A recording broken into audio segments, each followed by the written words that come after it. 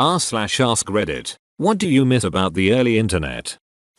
Getting an email about a person ducking a horse, then opening that email and seeing someone duck a horse. No spam, no data collection, just a concerned individual who thought that you maybe hadn't seen that and would want to. Amen. Did you just amen a horse ducking email? The randomness of the old internet. It felt like it was truly ran by the people. Now it feels super corporate and designed. Everything is planned. The mainstream internet basically is run by large tech companies. Now the smaller sites seem like hole-in-the-wall bars that you have to actively seek out or stumble into. I used to visit at least 15 to 20 different sites before social media and news aggregate sites like Digg and Reddit became a thing. Now, I can barely remember which sites are still even online or active for that matter. What are those sites and bars? Reddit used to be one, but it doesn't count. Neither does 4chan or 8chan. Actually chatting with people on instant messenger. Before smartphones and even permanent cable DSL connections. You to sit at your computer and both log onto the internet and log into instant messenger. You knew when someone was on and could chat, and knew that you'd not be bothering them in the middle of something. Also you had no problem ending a chat and just walking away because you had other stuff to do. Now I feel with everyone online all the time, you don't really have that dedicated chat time like before. Too true. Before you'd have really lengthy and in-depth conversations over a reasonably short period of time like an hour or two. Now the same words can be spoken but it can take place across 6 days instead because there's no impetus to sustain it in one go. I met a girl my age on a chat room called Chatpit. We would set up times to chat there because her parents wouldn't let her download AIM or MSN Messenger. She was my best friend of my childhood and both our parents were convinced the other was some creepy middle-aged man. Sending someone an email is a pure novelty and phoning them to let them know, as they might not check for weeks. Remember how everyone thought it was the end of postal service forever? Edit. OMG people. Yes, I know it did change the postal system. It didn't end the postal service forever. There was a bunch of doom and gloom talk at the time saying the postal service would die off. That didn't happen. It's not the end but it's definitely affected it. Any newsletter goes through my email and letters are novelties for the holidays and birthdays. Not ended by any means but it's become a lot more about shipping than letters. How you'd spend forever crafting the perfect away message on AIM. With just the right overly dramatic song lyrics and font and color, and then you'd change it again in a few minutes. Also, there was a time where your parents didn't have Facebook and posting those pictures of everyone drunk at a kegger wasn't going to get you in serious trouble. Now all those photos are gone because no one wants to get fired for shit we did 10 years ago. Away message. If you were homework, I'd be doing you right now. In the end it does even matter. Waiting for your crush to get on MSN Messenger. And then if they don't immediately say hello you change your status to offline and then online again so that they get the little pop-up saying you've logged in. Then if they don't talk to you still, changing your status to away so they don't know you're desperately waiting. Then if they still don't talk you can always hit them with half a random story and then say sorry, wrong person. And then if that .ai learner doesn't work, you need to change your screen name to include some dark emo lyrics. Or just nudge them until they get pissed off and block you, then you message a mutual friend with I need to talk to X, can you add us to a group? The crappy, but oddly hilarious, animated flash videos. So simple and so weird. Open bracket. Think albino black sheep, Nuggetbug, and eBaum's World. And back when you could search funny cat video on YouTube and actually find one and not a 10-hour compilation of random cat videos that the channel said was funny for more clicks. Or back when regular people were uploading silly or fun videos and it wasn't all people with sets and producers and making videos for profit. Frog in the Blender by Joe Cartoon was my fave. Superfly. The lost art of the Flash animation. I still enjoy trips to Newgrounds and my old favorites from pre-2012. The Ultimate Showdown of Ultimate Destiny. Personal websites, GeoCities, Angelfire, Freewebs, Zoom. When I was in junior high, I could wow people with my self-taught HTML skills. My personal websites had fancy image map navigations and other cool stuff. Nowadays, Twitter, Facebook, and LinkedIn have replaced the personal website. Personally, I think that people should go back to personal websites. I've had my own for about 4 years. No one ever goes to it unless I send them there, but it's a much better outlet than ranting on Reddit or something. And you have total control of its content. That's one advantage over social media platforms. The fact that you could leave it, especially with dial-up. You went online for maybe half an hour and then you logged off entirely and carried on living your life. Now, anytime you're awake, you're connected to it non-stop. Dude's not right now though. I am just in bed browsing Reddit. Oh wait. I think I'll leave Reddit and search another site for a while. Tabs open Reddit. The lack of algorithms to recommend things that you might like. Now they recommend things I might like, and they are always wrong. Wait, are you telling me you don't like pages about the different variations of apples from all around the world as the algorithm predicted? Smaller, independent websites. The average internet experience is now Facebook, Instagram, Twitter, YouTube, Amazon, maybe Twitch. If you compare Twitch to Justin TV when it first started, it's just so commercial. There's nothing wrong with that of course. But when I think back to the early web, before big tech companies got their hands on everything, it just seemed less streamlined. The internet has been made smaller by people wanting to limit users to their content. I used to go on a great website called Student.com. It was very much early social media, but it felt nothing like Facebook. It felt more like somebody trying to create a community. The admins spoke to the users, not just about site stuff, but just general chat. It felt more like the Wild West, like there was stuff to explore. Now it's just something to scroll down on your smartphone. Honestly, it's kind of like if all of the neat, locally owned stores and restaurants in your town got overrun and replaced with corporate big box stores and chains. Sure, maybe those locally owned places showed you a dude shoving a glass jar up his ass while you were trying to eat, but at least it wasn't an Olive Garden. Just Twitter. Avi never forget. I won't. Edit. Guys, you gotta slow down on the upvotes. This is my main account. I don't need my most upvoted comments to be about a video a dude fishing a broken glass jar out of his ass. This might sound needlessly convoluted, but I miss when there was a clear divide between being online and offline. When going online was something you had to commit to, like you'd just be writing a Word document or playing a game or whatever offline but would decide I want to go online now to look something up and would have to click connect. The whole always online thing which has crept up on us over the years does annoy me a little. I remember buying Skyrim from a game store in 2011, probably the last boxed PC game I ever bought, and being annoyed when I came home and installed it only to find that it required me to open it through Steam, even though I'd installed it entirely on my machine from physical disks. In my mind at the time, Steam was a platform for playing online multiplayer games like Counter-Strike. Why on earth would you need it for a locally installed single player game? I realized recently that abbreviations like AFKB, Right Back and BBL are pretty much obsolete now. We carry the internet with us everywhere. We never leave. It's great and terrible at the same time. Sometimes I hate that I feel like I can't disconnect and put it away. Don't worry, those abbreviations are alive and well in MMOs. Searching for something and getting several results that were just people's personal web pages they made because they liked the topic. I still remember searching for stuff about Star Wars action figures and finding http://www.wiseacres.com. There's not much on the page now. The Star Wars stuff is all at rebelscom.com now, but it still has the old Timmy internet look. He also used to have a live webcam feed of him in his office and you could click a button and it would notify him and he'd wave at the camera. I think we traded, or maybe I bought some action figures from him. Just stuff like that in general when it was people making sites about their interests for the fun of it rather than trying to build their brand or whatever. Man, that site took about 36x less time to load than any modern website. www.methodakingwebsite.com. Web pages that didn't move, pop up or rely on over 9,000 external scripts that have to load before the page is usable. I guess you started internet in that brief period after dancing Jesus, rotating flaming skull gifs and scrolling marquees, but before pop-ups, scripts and autoplay videos. Ducking hate that skull gif.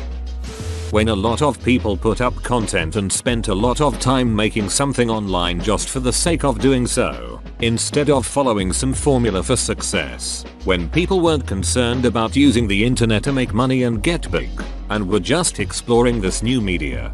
Hey guys, Random Dong Face here. Make sure you smash subscribe and hit that bell for notifications. Consistently updated strong bad homester cartoons. Trog the board game was just funded with $1.5 million. How cool Xiao Xiao and basically all stick fighting flash videos were at the time. Stickpitch.com was the shit. My go-to was stickdeath.com. Privacy. These days your every move is monitored by some company or another for the sake of gathering personal marketing data, where this seemed to be much less the case in the early days. Related to this come all the clickbait, obvious propaganda, etc. Of course, this could just be an impression, as I've simply grown more conscious about these things over the years. NoScript and Ublk help. When a page isn't allowed to run that majority of what it wants to run, it severely cuts down on what it can monitor. Certainly not all of it, but it helps a lot. Back in the day when a program that sent away any information was called spyware and shunned globally versus now when every app is spyware and proud about it. AOL chat rooms. OSL 17F Cali U XOXO. Helpful forums with a sense of community. I mean, you had to dig for it, but you'd find these forums where you could ask for advice on stuff, be it a game, writing, movies, whatever, and they were like these little insulated worlds, like picking up a rock and watching what was under it. It was this whole thing. There were big names who cycled around, and everyone ended up knowing everyone after a while. Now it seems every forum I enter is just a bunch of people yelling at each other. There's no community. There's no need for it. People wander in for like 2 days, then vanish. I miss that community feel. Yes, this. Until maybe 2006 there were forums where you actually became friends with other members over time. You got to know each user's personality, know a bit about their lives. People even met up for a beer if they happened to be traveling to the right city, or make mixtapes and mail copies to each other. If someone didn't show up for a few weeks, people would get worried and someone would drop them an email. There was a real sense of community. I genuinely believe that some of the people I got to know in those forums made me into the person I am today. You know how subreddits have a sweet spot where it's active enough so that there is daily interesting content, but hasn't devolved to karma whoring and shitposting? The whole internet was in that sweet spot, like 2003 to 2008. 1995 to 2003 to 1993 to 1994 things were a little thin. Lemua. Download the free version to get the premium paid for version for free. Kazaa. That only relatively tech-savvy, relatively intelligent people use the internet. There were some trolls, but you didn't have the hordes of morons that you have now. I know this sounds elitist, but it was sort of a hideout for nerds. Old school nerds, when nerd was seen as a bad thing.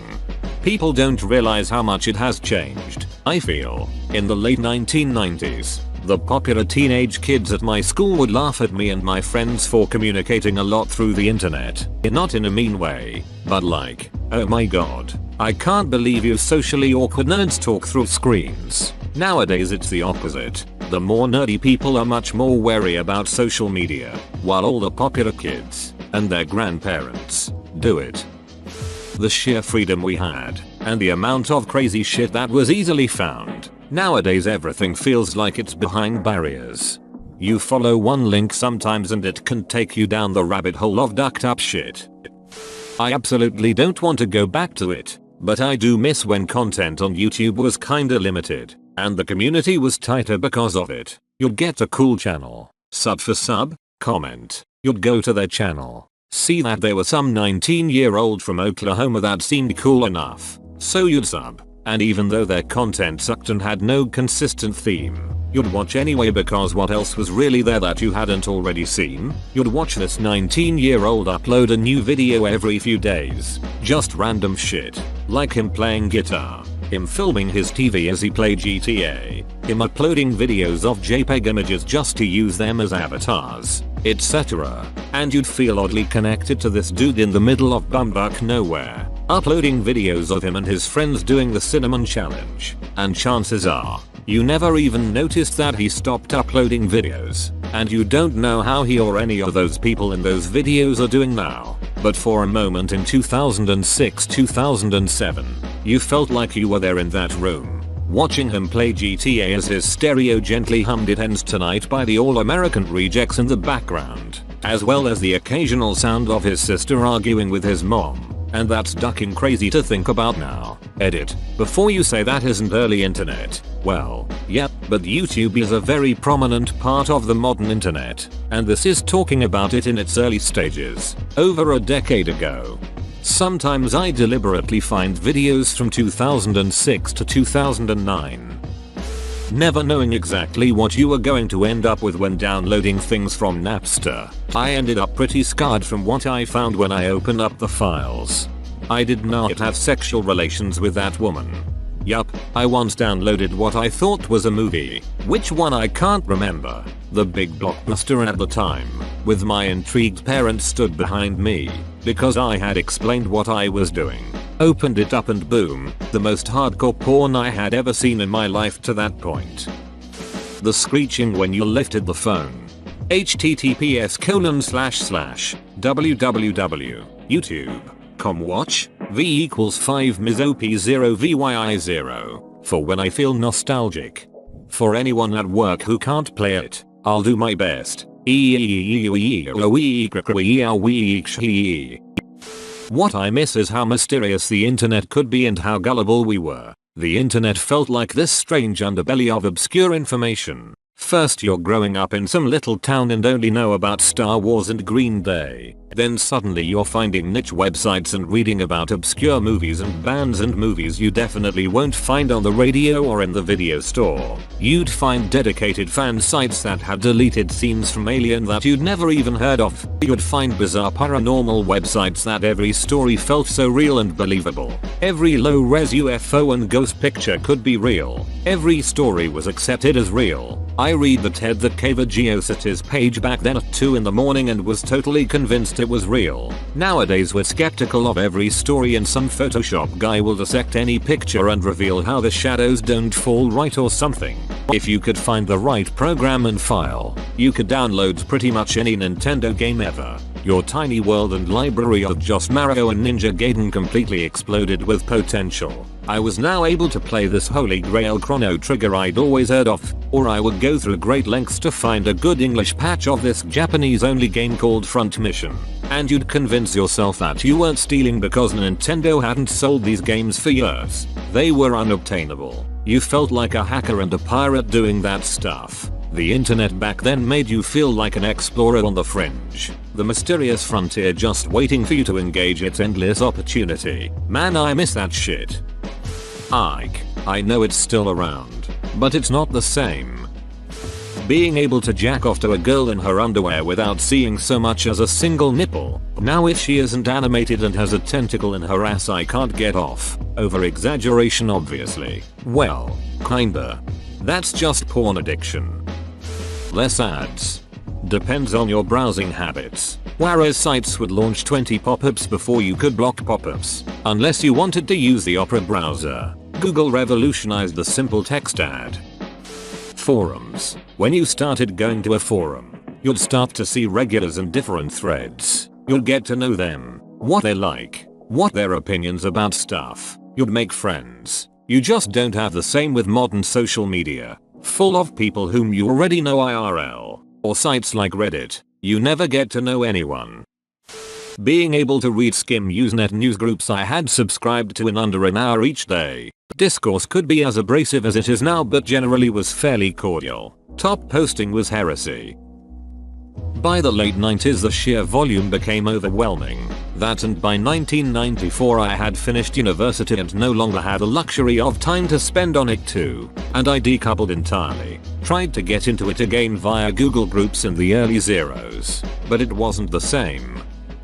AOL chat rooms, and how people started off being reasonably friendly, and would offer you virtual tea, toast or donuts when you entered the room. Too bad the novelty wore off so quickly. I loved using ICQ too, though that's not so very early. Neopets. Talking to the AIM chatbot. Smarter child. Waiting for porn JPEGs to load on screen pixel by pixel. It really made me appreciate what I was looking at as opposed to now with high-speed HD FAP and pass. No ads. No Facebook or social media beyond bulletin boards. No attention horses or encouragement of developing a social presence. You were a username and beyond that no one gave a shit what you had. Did all look like. People were thicker skinned back then too. You didn't have to double think everything for fear of causing offense. Sites were largely unregulated and free of political correctness, but somehow, it all worked just fine. Probably because hardly anyone was online and those who were just wanted to play Doom, share wares and find GeoCities porn sites. The Wild West feeling it used to have. Feels like you can't just explore anymore. The free coasters AOL kept sending me. Minimalistic site design. Nowadays when I open some random site it feels like browsing from TankVisor. Pointless white space on the left. Ad banner on top taking 1/3 of the height. Has anyone been to FanWikis recently? These WoW ads are ducking insane. Some kind of disclaimer at the bottom and mandatory subscribe box on the right. Enjoy your 10 rows of text at a time. Duck you. Miniclip. Laughing at people who had Tom as their top friend on MySpace. Whoa, you made it to the end? You're a ducking beast. I'll cut you a deal. Smash like and subscribe for more curated content, bruh. It's free and that's a great price.